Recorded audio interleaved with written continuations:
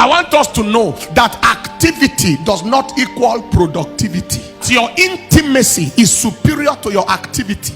Intimacy with your maker is superior to your activity for your maker. Anything that makes you too busy for God, it is the busyness of death. You are too busy for God means you are too busy for life. We live in a world where the devil has doubled his effort. Afflictions multiplied like water. Go to the hospitals, you see all manner of afflictions. This is not the time to be overactive, aimless activity.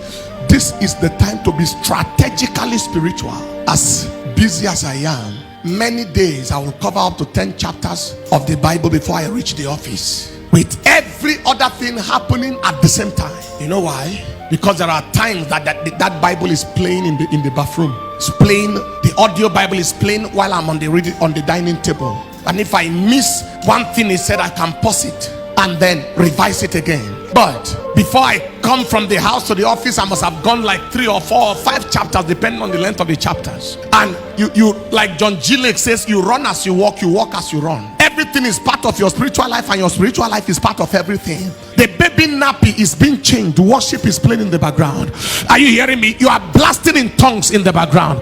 Are you hearing what I'm saying here today? A message is firing into your ears in the background. Is God speaking to somebody here? You made up your mind that that nothing will cause your spiritual life to suffer. So everything is part of everything. Beloved, never allow overactivity to ruin your spirituality. And there are many people just keep on going. After a while, you become so empty.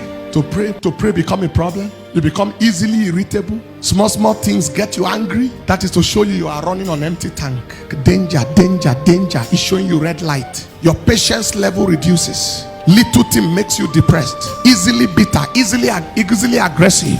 Am I communicating? The sweetness of your spirit is lost. You struggle to bring up a worship. You struggle to bring up prayer, even in tongues. There is a reduction in the fuel level. And the worst thing that can happen to anybody is to run on low spiritual tank. That is when temptations overcome people. That is when people do regrettable things. That is when people do things that they wish they never did. Women, you must understand that God has specially given you the capacity to multitask. That ability is there that must be maximized. The woman has the food on the fire, has the baby crying on the couch, has a visitor knocking on the door, and has the phone ringing at the same time, and she can attend to all of them on the spot. She goes to the fire, probably turns something down, carries the baby, pat the baby on the back, carries the phone, hello, who is there, while walking to the door, and then call you back later, knock on the door, and then find out who is on the door. A man will be totally uselessized with the multiple. In fact, the baby cry will enough is alone to send him out. That multitask can be applied in your spiritual life. In your spiritual, that was what made Catherine, what do you call her, Kenneth Copeland's wife, Gloria Copeland, to become an indomitable spiritual giant. She read the Bible through many times while nursing her children. While the husband was on in crusades and she was at home, she was not just rendered useless by delivering children or whatever. She saw them as a blessing and loaded herself. That woman, if she opens her mouth and you hear revelations. Papa read the husband's book, he couldn't understand. He read her book, bam, revelation came. An over congested schedule is what has been the undoing of many of us.